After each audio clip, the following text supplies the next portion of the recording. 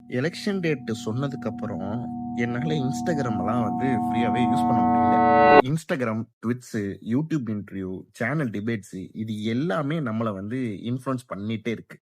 ஒரு பார்ட்டி உங்களுக்கு புடிச்சிருக்குன்னு வச்சுக்கோங்களேன். அந்த பார்ட்டி சம்பந்தமான ஏதோ ஒரு வீடியோவ நீங்க லைக் பண்ணிட்டீங்கன்னா, இன்ஸ்டாகிராம் அல்காரிதம் படி அது ரிலேட்டடான வீடியோஸ் மட்டும் தான் உங்களுக்கு ஃபீட் ஆகும்.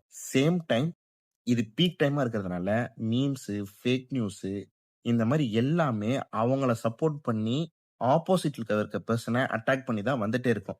இது காமனைஸா டே டு டே எல்லாமே நடந்துட்டு தான் இருக்கு. டுடே ஒரு இஷ்யூ போயிட்டு இருக்கு. நேத்து வேற இஷ்யூல இருக்கும். நாளைக்கு ஒரு வேற இஷ்யூல வரும்போது, உங்களுக்கு புடிச்சவங்களுக்கு ஆப்போசிட்ல யார் இருக்காங்களோ அவங்கள அட்டாக் பண்ணி தான் அது வந்துட்டு இருக்கு. இது எகெயின்ஸ்ட் டிஎம்கே விஸ் ஏடிஎம்கே, டிவிகே விஸ் டிஎம்கே அந்த மாரி எல்லாமே தான் இருக்கு. இது பர்ட்டிகுலரா ஒரு பார்ட்டிய மட்டும் சம்மந்தப்பட்ட விஷயமா இது இல்ல. அதே மாரி வரக்கூடிய நாட்கள்ல டிஎன் சர்வே இதுதான் சொல்லுது. இவங்க தான் லீடிங்ல இருக்காங்க. இதான் நடக்க போகுது அப்படிங்கிறது நம்மள இன்ஃப்ளூயன்ஸ் பண்ணிக்கிட்டே இருப்பாங்க. மேனிபுலேட் பண்ணிட்டே இருப்பாங்க. இத எதையுமே நம்பாதீங்க. நான் என்ன சொல்ல வரேன்னா, நமக்குன்னு ஒரு அறிவு இருக்கு. உங்க தொகுதியில யார் நல்லவங்க, யார் வொர்க் பண்றாங்க, யார் கெட்டவங்க, யாருக்கு ஓட்டு போடணும்னு ஒரு பேசிக் கிரைட்டீரியா இருக்கும். உங்களுக்குன்னு இருக்கும். இண்டிவிஜுவலா எல்லாருக்குமே அது இருக்கு. சோ, அதுபடி என்ன பண்ணணும்னு நினைக்கிறீங்களோ, அத டிசைட் பண்ணி அதுக்கு ஓட்டு போடுங்க. தேங்க்ஸ்.